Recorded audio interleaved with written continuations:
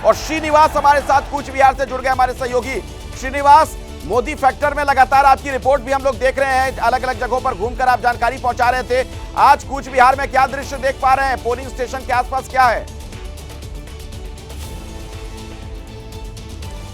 देखिए अखिलेश, सबसे पहली बात मैं बता दूं कि मतदाताओं का उत्साह यहाँ देखते ही बन रहा है। तकरीबन सुबह 6:30 बजे जिस बूथ पे मैं मौजूद हूँ, ये वही बूथ है जहाँ पे निशित प्रमाणिक अब से थोड़ी देर के बाद मतदान करेंगे। उनके गांव का ये बूथ है, भेंटगुरी का लाल बहादुर शास्त्री स्कूल। और सुबह 6:30 बजे से ये तमाम मतदाता जो हैं यहाँ लाइन में लग गए थे और ठीक 7 बजे यहाँ पे मतदान की प्रक्रिया शुरू होगी। और बता दूं मैं आपको कि 2019 में पहली बार निशित प्रमाणिक यहाँ से सांसद चुने जाते हैं और सीधे कैबिनेट उन्हें मोदी मंत्रिमंडल में स्थान मिलता है।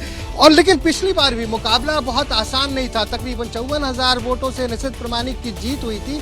और कुछ इसी तरह का माहौल इस बार भी देखा जा रहा है, क्योंकि उनके खिलाफ जो कैंडिडेट है तृणमूल कांग्रेस के, वो इस समय विधायक हैं। और जहां तक बात है कांग्रेस की भी यहाँ कैंडिडेट हैं, वाम मोर्चे की जो फॉरवर्ड ब्लॉक के कैंडिडेट भी यहाँ पे हैं। हालांकि पिछली बार भी लेफ्ट को लगभग 3% के आसपास वोट यहाँ मिले थे, कांग्रेस को भी 1.25%। लेकिन मुख्य मुकाबला टीएमसी और बीजेपी में ही नजर आ रहा है। हालांकि यहाँ पे ज्यादातर श्रीनिवास, दरअसल ये जो कूच बिहार वाला इलाका है, किसी जमाने में फॉरवर्ड ब्लॉक का ही गढ़ हुआ करता था, और उसके बाद 2016 से पहले इसको यहाँ पर टीएमसी ने जीता, लेकिन 2019 में निशित प्रमाणिक यहाँ से जीते। फिलहाल ये जो लंबी सी कतार नजर आ रही है, जरा मन टटोलिए, वो कौन सा मुद्दा जो यहाँ इन वोटर्स को खींच कर लाए पोलिंग बूथ पर? श्रीनिवास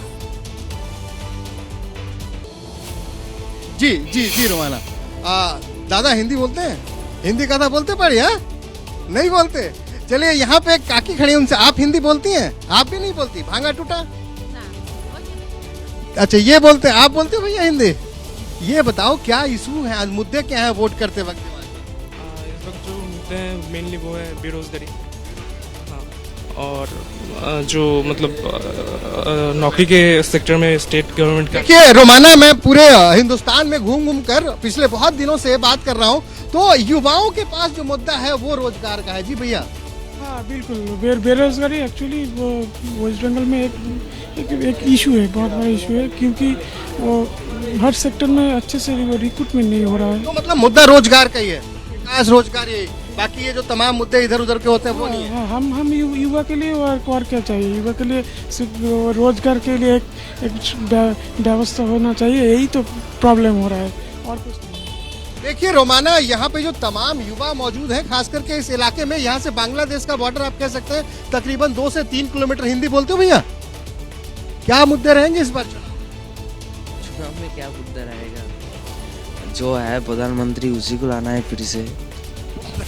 तो कुछ इस तरह की बातें। और ठीक पीछे जो हमारे आप बूथ देख रहे हैं वो खाली है, उसी बूथ पे तकरीबन ये बताया गया है कि अब से थोड़ी देर के बाद निशित प्रमाणिक अपना मतदान करेंगे। उनका आवास यहाँ से चंद्र फलांग पे है, कह सकते हैं 500 मीटर की दूरी पे है। चूंकि हर उम्मीदवार कल रात देर रात तक जागता रहा, तो अब से थोड़ी देर के बाद अब ये बताया जा रहा है कि निशित प्रमाणिक भी आकर यहाँ पे मतदान करेंगे। रोमाना, श्रीनिवास, मैं दोबारा आपके पास आऊंगी जब निशित प्रमाणिक वहां पर पहुंचेंगे वोट डालने के लिए। तो कुल मिलाकर जो आज कह रहे थे ना अभी श्रीनिवास, कि देखिए किस तरीके की बातें, तो आज तो इसी तरीके की बातें सुनने के लिए मिलेंगी, क्योंकि आज तो जनता की बारी है ना। ऐसे में आज तो जनता के मन में जो कुछ है वो सब आपके सामने आने वाला है। प्रधानमंत्री नरेंद्र मोदी की तरफ से अपील कर दी गई है, जो ये लोकतंत्र का सबसे बड़ा पर्व शुरू हुआ है। अगर आपके इलाके में भी आज वोटिंग का दिन है तो फिर वोट जरूर डालिए, अपनी जिम्मेदारी जरूर निभाइए। हमारे तमाम सहयोगी हमारे साथ लगातार बने हुए।